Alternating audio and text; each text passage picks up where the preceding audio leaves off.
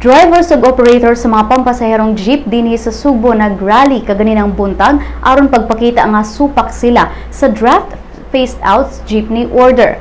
Mato ni National Confederation of Transport Workers Unity Vice Chair for Visayas nga si Romeo Armamento nga supak sila nga malagdaan ang draft memorandum circular isip balaod.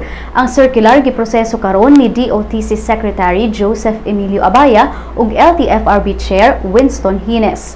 Mato ni Armamento nga buot i-phase out o wagtangon sa administrasyon ni President Benigno Aquino III ang mga jeep tungod sa pasalig sa gobyerno ngadto sa nasod sa France sa pagpamino sa polusyon aron masulbad ang climate change. Sigo ni Armamento nga imbis tutukan sa gobyerno ang pagwagtang sa mga jeep, gihagit niini ang kagamhanan nga di tutukan ang pagtukod sa mga coal-fired power plants kansang nagproduce og mas makahilo nga carbon dioxide kung ikumpara sa mga jeep.